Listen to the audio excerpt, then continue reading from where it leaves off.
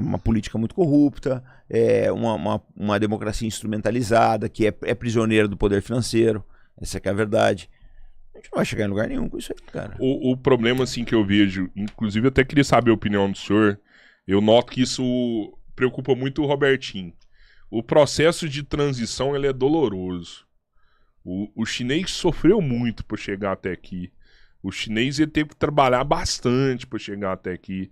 Agora ele começa a colher os frutos. Essa é a primeira geração rica da China. Agora ele começa a colher os frutos do que ele plantou lá atrás. Né, de um plano, tudo, de um projeto, um plano nacional de desenvolvimento chinês. Mas os caras ralou pra caramba. Os caras se ferrou lá atrás. Será que o brasileiro tá disposto a passar por isso? Será que o brasileiro vai entender que a gente tem que passar por isso? Depois a gente se ferrar tantos anos igual a gente se ferra aqui, numa escala de trabalho de 6x1, né? A gente fica brigando aqui pra tirar 6x1, acabar com isso. Tem que acabar, o brasileiro trabalha pra caramba. Mas será que a gente tá disposto a depois rever isso daí e falar, ó, a gente vai precisar de ralar pra chegar igual chegou na China? Pois é. Mas aqui não vai ser igual, cara. É diferente. A China, as coisas são mais absolutas lá. O Brasil não... Assim, o que eu acho, né, Rodrigo?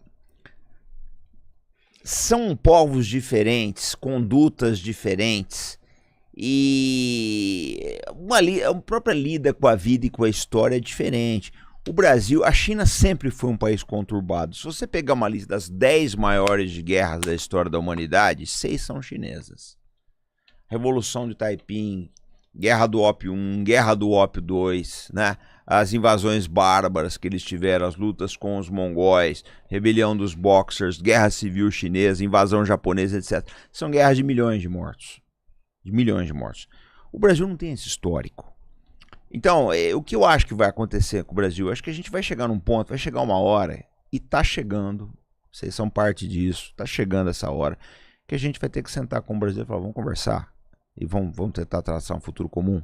Isso aí tá vamos na ver hora, hein? o que é comum aqui, o que a gente pode acertar. Tá acontecendo isso, agora é lento, não adianta a gente querer também. Pessoal, você quer ver um negócio? Nós estamos acordando agora para a realidade de imperialismo, de BlackRock, dessas coisas todas. E a gente já quer uma solução. Eu vejo todo dia, nego chega lá no canal Arte da Guerra, meio-dia eu abro a câmera, o cara já quer que os Estados Unidos caia, que o Brasil... Cara, não é assim que as coisas vão acontecer. Elas vão acontecer no espaço de tempo que as pessoas estiverem prontas, cara. Eu vejo o pessoal, outro dia um amigo meu, mas o Brasil precisa de uma liderança. Então eu falei, vem cá, mas será que o pessoal tá pronto para isso? Será que o pessoal quer isso? Acho que tá, comandante. Rodrigo, vai devagar, sabe por quê? O pessoal quer um salvador da pátria e não vai. Eu entendo. Eu acho que o melhor perfil, os melhores perfis era o Tancredo Neves. Que era ele era brasileiro, por isso aquele cara negociador, de olha, vamos tentar acomodar os interesses, ver o que a gente consegue fazer. Tinha uma visão social. Né? Tinha uma visão social, vem do getulismo. Nós perdemos, cara, o que a gente pode fazer? Perdemos o Brizola, perdemos muita gente de visão, muita gente com capacidade de transformar isso aqui. Mas você tem que olhar o seguinte, as pessoas só vai subir essas lideranças à medida que a população for autorizando, estiver pronta para isso. Por que a gente quis aí? Olha, Jânio Quadros era um salvador da pátria, deu no que deu. Bolsonaro, outro salvador da pátria. Deu no que deu. Fernando Collor, outro salvador da pátria. Fernando Collor era, hein? Militares salvadores da pátria. Tudo acabou mal. Tudo acabou mal. Então a gente tem que entender. Volta naquela frase que eu falei pra vocês. Não são as pessoas boazinhas que vão transformar o mundo. São as pessoas que sabem aplicar a bondade. Vai demorar, cara. A gente não tá pronto. Eu falo isso todo dia aqui. É assim, ó. Você tem que experimentar gente nova. Porque o que tá aí a gente já viu que não vai mudar. Não vai mudar. Sabe, essa velha política que tá aí, esquece. Ela tá aí desde sempre. Tá aí, eu não sei quem é o cara correto. Eu não sei quem é o bonzinho que vai surgir. É isso, mas você já tá querendo um salvador da pátria. E esse cara, ele só vai aparecer lá e ele vai fazer alguma coisa. Mas você já não só substituindo. Porque a galera fica assim, vai voltar aquele cara. Infelizmente, eu já não acredito muito mais, tá, Alfarinazo? Assim, pra mim é assim, ó, põe um novo. Porque o que tá lá, você já sabe que é uma merda. Esse cara, você confia nele, é novo? Põe. E ele é uma merda? Pelo amor de Deus. Só não põe ele lá de novo. Mas todos eles Só eram não põe ele lá de novos, novo, cara. entendeu? Todos eles eram novos. Mas eles estão lá até hoje. Eles Mas, entraram cara, mas novos, deixa eu estão explicar velhos. uma coisa pra você. Tem Não é um negócio possível que você não vai pôr um novo de novo, Você já sabe? teve no Congresso? Já foi lá? Não. Vá. Vocês têm que ir. Vocês têm que ir. O Três Irmãos tem que ir no Congresso um dia. Pra vocês observarem aqui. Pega um dia o Rodolfo Laterza, a marca de entrevistar o Laterza em Brasília. Dá um tem jeito. um projeto pra chegar lá. Não, vocês têm que ir, cara. Sabe por quê? Ver o que é o Congresso. Porque o Congresso tem todos os defeitos do mundo, Robertinho. Todos. Menos de ser a cara do Brasil, porque aquilo é a cara do Brasil. Você anda pelos corredores do Congresso, você vê um padre ortodoxo, um índio de tanga, um cowboy com chapéu e aquele fivelão. Aí dali a pouco você vê uma moça que é representando o sindicato das prostitutas, dali a pouco tem outro representante do sindicato dos professores, sindicato dos caminhoneiros. O Brasil tá ali. O Brasil tá ali. Não adianta, o Congresso me representa. Representa sim, cara. Na média, tá todo mundo ali. Então, o que acontece? Não adianta, a gente não vai conseguir um Congresso melhor se a gente não educar o povo. Você tem que educar o povo, você tem que formar quadros. Foi isso que o chinês fez, ele formou quadros. Você tem que formar as pessoas, ir treinando as pessoas, preparando as pessoas para as decepções e acertos. Essa que é a realidade. Aí um dia você vai ter um Congresso melhor. Agora a gente achar que esse Congresso não é representativo, pelo amor de Deus, gente. Começa pelo Congresso? Não é isso. A transformação. Isso que nós estamos fazendo é uma transformação, Sim, cara. A gente está mas... difundindo ideias aqui. A gente tá. Olha, você quer ver uma coisa, Robertinho? Tá um zoom na internet, eu não sei se é verdade. Eu não sei. Eu tenho visto muito vídeo disso aí. Me aparece na timeline, mas não tenho tempo de ver, eu não fui atrás. Mas estão dizendo que os cursos de coach estão em baixa. Então, opa. Eu não sei se é verdade. Eu não sei se é. Ainda Não quer vende tomar muito. banho frio 7 horas da manhã, mas não. Então, mas por Ainda quê? Porque vende tem menos muito, trouxa né? no mundo, né, cara? É. Tem menos trouxa no mundo. O cara vem aqui, ele escuta um Breno, né? Escuta o Boulos, escuta pessoa mais consciente. O que ele começa a ver? Opa, eu tô sendo enganado, cara. Esses caras estão me dando a real do que é a vida. Então, eu acho que a gente tá fazendo a nossa parte agora devagar. É consciência, camarada. A consciência não é da noite pro dia. Leva anos pra você adquirir a consciência. Olha, você quer ver uma coisa? Você quer ver um negócio que eu não concordo com ninguém? É com relação, nós já falamos isso, sobre a morte. Vamos todos pro mesmo lugar. Não. Nós vamos todos da mesma forma. Você vai morrer, você vai decompor, mas nós não vamos pro mesmo lugar, cara. Porque cada um tem um nível de consciência. Você vai onde tá a tua consciência. Essa é que é a busca da consciência. Então não adianta você querer que eu tenha a mesma consciência que você, que ele tenha a mesma consciência. A gente tem que trabalhar para que uma média da população atinja a melhor consciência possível e aí haja uma transformação. Agora, a gente achar que um homem sozinho vai fazer tudo, pelo amor de Deus, cara. Primeiro que as pessoas não querem gente de boas intenções lá. Pode ver, você faz uma live com um cara centrado e uma com histriônico. Qual que dá mais público? Histriônico. Então, claro. cara, então você acha que as pessoas vão querer salvar o mundo dessa forma? Não vai, cara. Não vai. O discurso do Jânio Quadros tem 60 anos e tá aí. Sabe qual era o mote da campanha do Jânio? A vassoura. Era varre, varre, vassourinha, varre, varre a bandalheira. Tá aí até hoje. Tá aí até hoje. Então, cara, nenhum salvador da pátria acabou funcionando. Nenhum salvador da pátria acabou funcionando. Mas as pessoas estão mudando. O Boulos é um bom político? Você falou assim, Cara, eu vou te dizer o que aí o Breno, que eu você conheço escuta o do Boulos. Boulos. Antes de você Boulos falar nunca do veio aqui. Boulos, as pessoas estão mudando e estamos com 2.500 pessoas ao vivo. Dá o like aí. Dá o like, compartilha aí. Se eu tivesse falando Comenta. groselha, tinha umas 10 mil aqui. É isso. Não, mas tá bom, tá bom. Mas Diego. vou te falar. Sexta-feira à isso que eu ia noite. falar. Sexta-feira à noite. O cara tá 2.500 aqui. pessoas escutando o show. É o dia de você fazer Não, uma tomara gráfica que haja uma patroa, mudança, mano. mas Dá o like aí, galera. a única coisa que me interessa é fazer minha parte, cara. É fazer minha parte. É o que eu te falei, nós não vamos pro mesmo lugar, cara. O que eu quero é fazer minha parte pra garantir um lugar melhor. Eu não tô fazendo isso porque eu sou bonzinho, porque eu sou egoísta. Eu sou um grande filho da puta que quer um lugar melhor depois que eu for embora dessa vida. Entendeu? Essa é que é a realidade. Então eu tô tentando ajudar porque é minha obrigação. Agora, é um trabalho árduo, cara. As pessoas não votam, não existe essa consciência. Você me perguntou esse negócio do Boulos. Olha só, cara, eu já despachei com o Boulos várias vezes. Foi um dos caras, assim, é difícil você conseguir parar o cara. É difícil. Eu não sou do partido dele, eu sou isento para falar disso. Mas é difícil você conseguir parar, ele trabalha muito. Mas muito mesmo, a assessoria dele corre atrás pra caralho. Eu falo porque eu já despachei muito com a assessoria dele aí. Então é uma pessoa que eu admiro muito, cara. Acho que é um cara jovem, tem muita coisa pra dar pelo Brasil ainda. Tá? Tem muita coisa, tem energia, né? Tem ideal, tem gás aí. Vamos ver, pode ser que o dia de amanhã decepcione, não sei. Mas é uma pessoa que, na minha opinião, do que tá vindo aí, é uma das lideranças que tem a tendência a despontar. Não sei, de repente, o dia de amanhã me decepciona. Eu não posso... Você não tem, também você não tem vínculo, vamos falar. Você não tem compromisso com o erro. Se ele mudar amanhã, eu não esquenta a cabeça. Pra mim é uma Ô, merda. Robertinho, eu converso com muitos parlamentares de direita e de esquerda, tá? Uhum. De direita e de esquerda. Até semana que vem eu quero ver se eu recebo um pessoal da direita lá no canal. Mas eu vou te dizer um negócio. Tem muita gente boa intencionada, bem intencionada de todos os lados, cara. Agora, qual é o problema que o parlamentar tem? É ficar prisioneiro da base. Então, eu sei de cara que não é radical, ele não é, mas ele tem um discurso radical. Por quê? Porque a base dele é radical. E ele não teve essa coragem, essa força, essa sabedoria para mudar a base. Quer ver? Eu vou te contar um exemplo. Isso aconteceu comigo. Primeira vez que eu recebi o Ciro Gomes, lá no canal, eu perdi numa noite 2.500 inscritos. Eita, isso acontece com a gente também. 2.500 numa noite. Sabe o que eu falei? Foda-se. Vocês têm que ouvir o Ciro Gomes e a gente vai mostrar ideias melhores nesse canal. Depois eu recuperei, tinha acho que 200 mil na época, tem 500 mil hoje. Então, cara, eu acho que assim, modéstia à parte, eu tive essa coragem de falar, não, nós vamos mudar a visão das coisas. Nós vamos conscientizar mais as pessoas. Paguei o preço, mas eu acho que isso era necessário. Só que o político, na maior parte das vezes, não consegue fazer isso. Não consegue fazer isso, é complicado. Agora, assim, o que eu tô sentindo? Eu tenho conversado, é o que eu te falo, eu procuro conversar com tudo, como vocês também fazem. Uhum. Né? Vocês têm uma cabeça maravilhosa.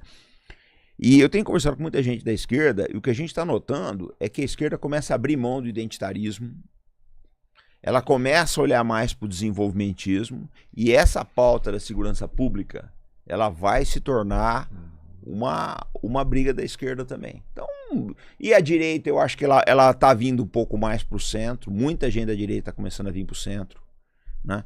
O Brasil vai se encontrar, cara. Vamos fazer a nossa parte. Né? Assim, ó, eu gosto do Boulos pelo fato de ter abraçado a pauta da Vibraz. Eu acho que isso é meritoso. Mas eu não gosto dele por eu causa tenho do muitas pessoal, críticas. Janones. Exato, eu ia falar a mesma coisa. Não dá eu tenho pra muitas lisar. críticas em relação ao Boulos, principalmente por conta do que ele fez pelo Janones.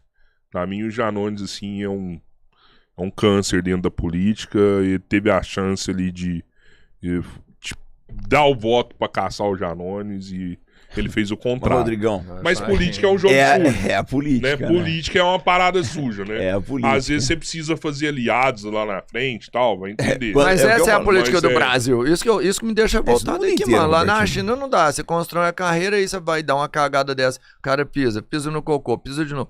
Todo mundo tá sabendo que o cara tá fazendo uma merda atrás da outra. Aí você vai fazer uma coligação que você precisa de um partido político pra aliar pra fazer uma lá na frente. Não, eu concordo aí você vende a alma pro capeta. Concordo com você. O bom é a Aí China. não resolve nunca. Concordo com você. Nós tínhamos que Não, mas você implementar entende? uma parada igual a China aqui. Não vai. Mas não é vai o que dar eu falo. certo. Não O modelo dá, chinês não não dá, funciona. porque o povo não tá...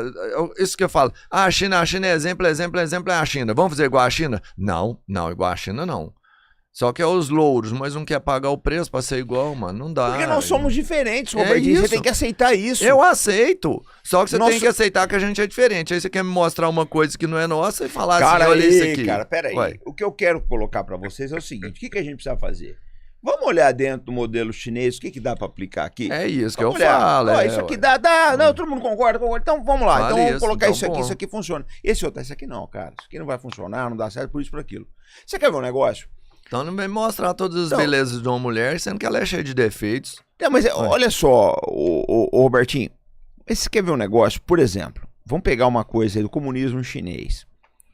A China nunca teve, assim, uma preponderância dos órgãos de segurança que teve na União Soviética. E os dois eram comunistas. Não teve um NKVD chinês. Não teve. Né? Quer dizer, o que o chinês fez? O que o Mao fez? O Mao com todos os problemas, tinha uma porrada de defeitos, não tem a menor dúvida disso. Mas era um visionário, ele entendeu o povo chinês. O erro do Mao, que assim, é um erro que a gente tem de fábrica, né? É que ele amava o poder, é a coisa que ele mais amava na vida. E ele não quis se livrar de jeito nenhum, ele ficou até o fim, né? Mas sair do poder, ficou até o fim. Mas ele entendia o povo chinês, então eles foram desenvolvendo uma coisa que era bastante adequada, né, à mentalidade chinesa. E é o que a gente tem que fazer aqui no Brasil. Mesmo sem ele entender, ele fez o que era preciso. Não, ele entendia. Eu acho que ele fez o que era preciso para o momento que tem hoje. Se ele não precisava. tivesse feito, não chegaria onde está Não hoje. chegava. Mas se ele tivesse lá, também não chegaria onde está hoje. Sim. Se ele tivesse continuado. Acabou a era dele, ô Robertinho, porque na entendeu? verdade... Mas foi assim, foi incrível isso. Não vou dizer que foi um fator sorte, sabe? O sucessor dele vinha com uma mudança total drástica do que ele sempre fez. Sim. Que é abrir tudo e falar, não, agora nós vamos viver de capitalismo. Mas é que Teoricamente, dá, né? Foi aos poucos, né? Foi aos poucos. E eu acho que se não houvesse o fracasso da União Soviética, o fracasso não, o fim desastroso da União Soviética que o Gorbachev deu, eu não sei se a China teria pego, porque foi um exemplo para a China, eles falaram, a gente não pode deixar isso acontecer aqui. Quando começou aquela confusão toda na União Soviética, o Deng falou, a gente não pode deixar isso acontecer aqui. O Gorbachev foi um problema para a União Soviética? Cara, pelo amor de Deus. Pelo amor de Deus. Ninguém gosta dele na Rússia, só ocidental pra gostar do Gorbachev. Eu gosto dele. Boa sorte. Boa sorte. Eu gostava daquela manchinha dele, aquilo lá era icônico. Era um deslumbrado e um pateta completo, cara, pelo amor de Deus. Pelo amor de Deus. Ele já foi tarde. Um país grande igual a China ali é essencial, assim, principalmente se o Brasil for copiar algo assim, eu acho que a reforma agrária é fundamental, você tem que fazer. Mas, se você não fizer, não Rodrigão, anda. Não anda. Ó, uma característica que o chinês tem, ele planeja muito. Mesmo nas operações militares, o chinês gasta mais tempo planejando do que executando. Eles planejam muito. Muito. Eles debatem muito. Planejam muito, debatem muito. E aí, quando parte para execução, é uma coisa bem feita. Então, assim, e já é uma coisa que não é tanto do brasileiro, a gente já é mais. A gente não gosta muito de planejar. Não... Então, a gente. Eu não vou mudar o povo, mas não né, é que cara? eu acho que a gente não é que a gente não gosta de planejar. Eu acho que realmente não existe o planejamento. Tipo assim, ó, galera, a gente vai fazer isso aqui, vai demorar tanto tempo que se falar com a população. Pô, o brasileiro não é bobo, não. A gente aqui, sério, a gente pode não receber muitas informações. Realmente é restrito. A grande maioria não entende o jogo político, não sabe o que está acontecendo e nem entende quem está lá nos bastidores. Né? Você vê alguns nomes ali, mas você não sabe como que está acontecendo o jogo ali. Sim. Ele é mais profundo do que a gente consegue enxergar. Mas se virar pra galera e falar assim, ó, mano, vai ter demorar isso aqui, mas isso aqui é pra isso, tem que ter esse investimento aqui e depois a gente vai ter esse aqui de resultado. Mas será que a gente vai entende, ter... é porque não tem essa comunicação, não Será tem o interesse, não acontece, na vai verdade. ter palanque pra isso? Ninguém dá palanque pra essas coisas. Ninguém Porque quer tá alguém... embaixo da terra, né? Eles falam muito sobre isso, né? A política que tá embaixo da terra, ninguém quer ver que, ó, sei lá, um esgoto. Ninguém faz esgoto. Por quê? Sim, porque mas fazer não é uma só isso, praça é melhor. Robertinho. A gente acha que por ser virtuoso, ter boas intenções, você vai ascender na política. Não é assim que as coisas funcionam. Não é assim. O ser humano, ele é estúpido, cara, também. Sim. Se o ser humano não fosse estúpido, a gente não teria eleito uma série de cavalgaduras. Mas o ser humano é estúpido. É uma realidade. Uma boa parte da humanidade é estúpida.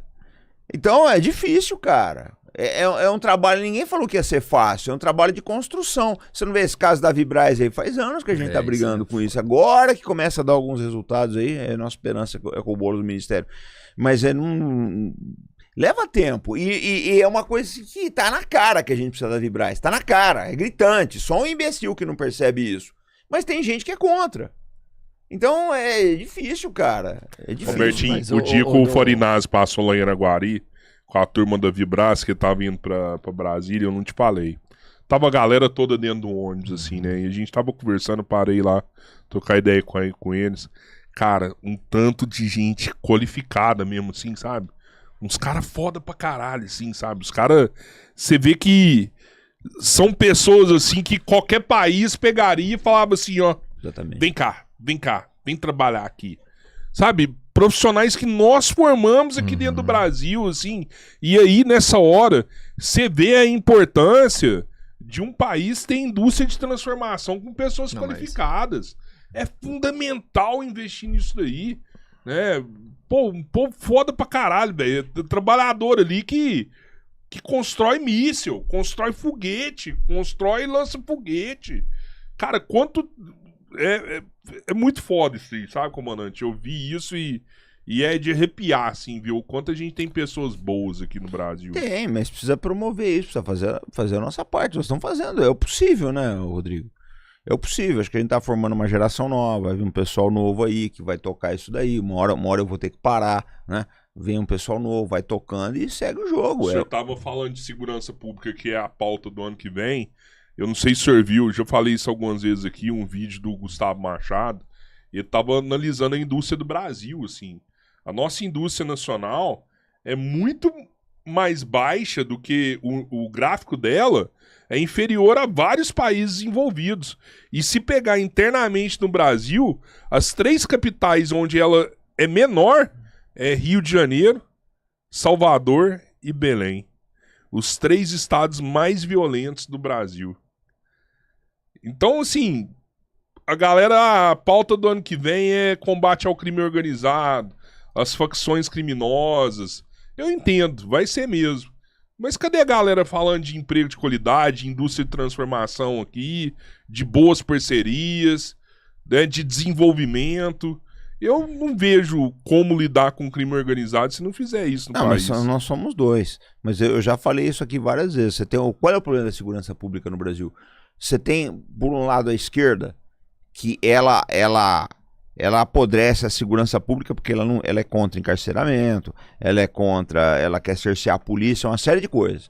Então eu falo que a esquerda destrói a segurança pública no varejo, mas a direita destrói no atacado, meu amigo. Porque a direita é contra investimento público para gerar emprego. Ela é contra, né? A direita acha bonito você receber 15% de juro aí na Selic. A direita é contra taxar os super ricos. Então ela destrói no atacado. Se a esquerda destrói a segurança pública no varejo, a direita destrói no atacado. Essa é uma verdade dura que muita gente não gosta, mas precisa ser dita. Porque eu concordo com você, a gente precisa disso tudo, precisa de emprego de qualidade, etc. Mas ninguém... Só que emprego não vai brotar do chão, camarada. Quanto custa gerar um posto de trabalho? Custa.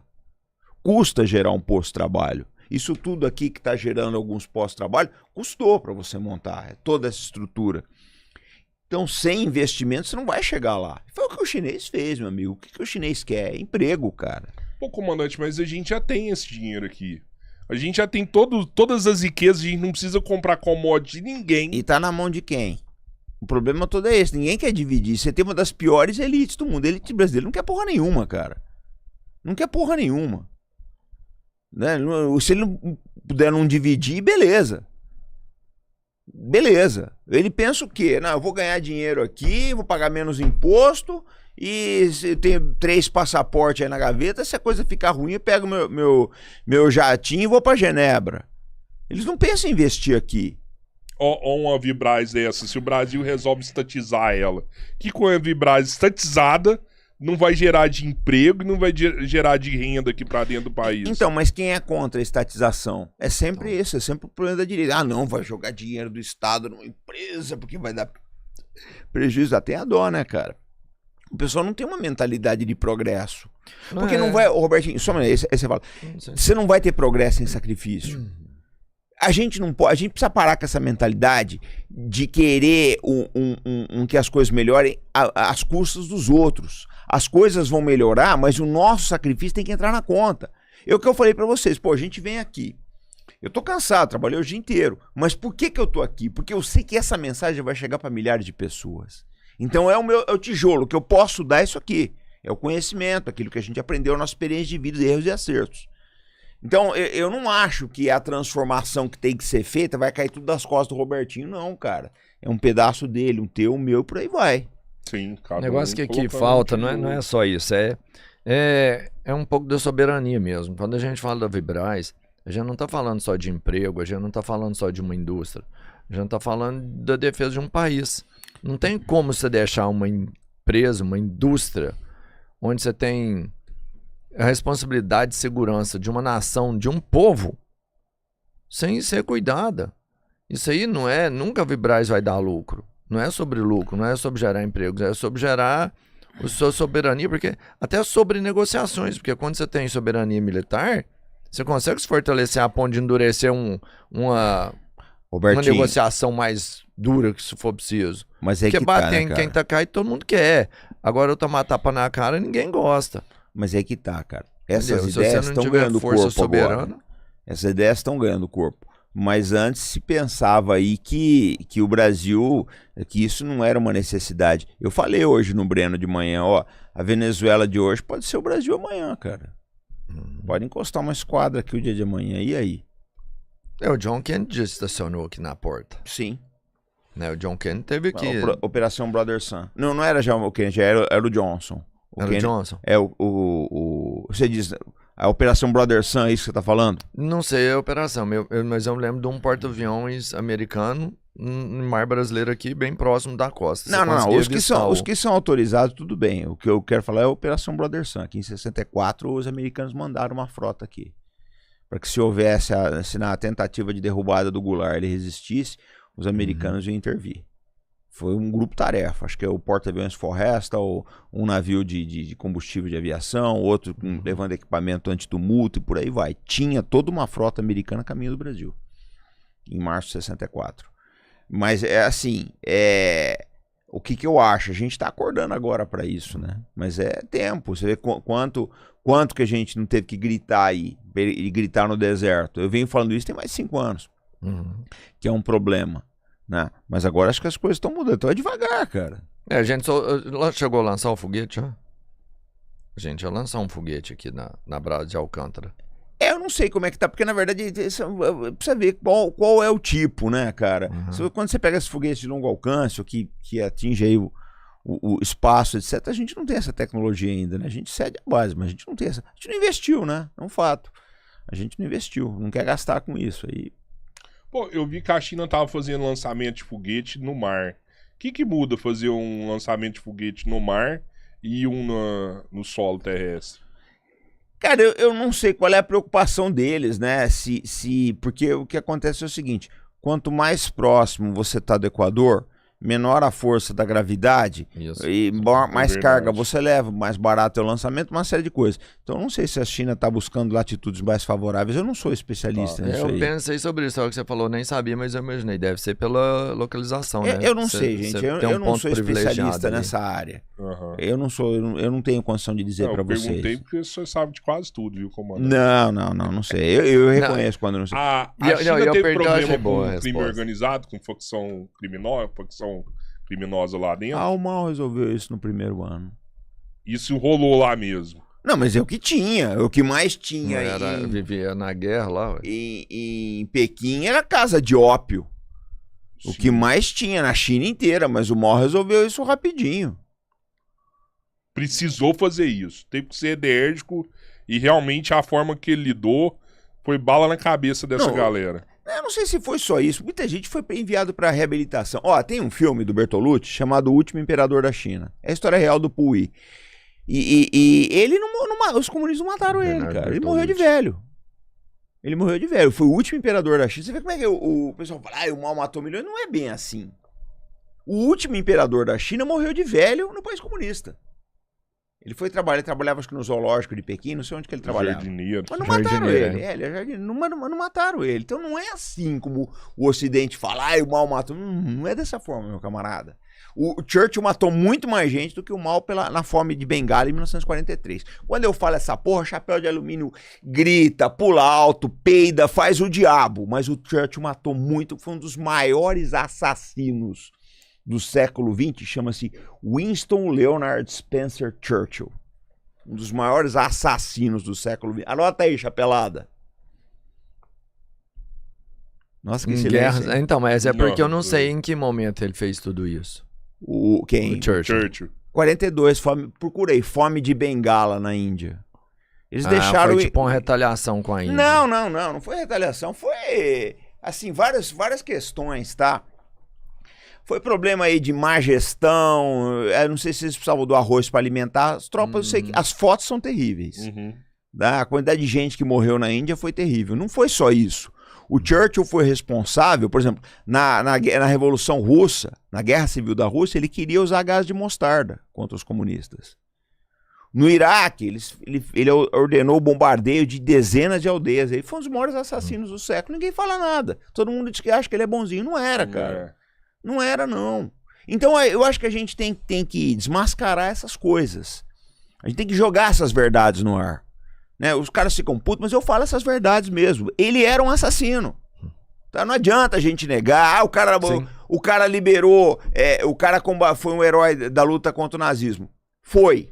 Só que você tem que olhar o seguinte, o Hitler não teria chegado aonde chegou se não fosse o poder econômico britânico. E tem um livro do Churchill também chamado Grandes Homens de Meu Tempo, escrito antes da Segunda Guerra Mundial. E ele fala bem do Hitler nesse livro. A família real britânica gostava do Adolfinho.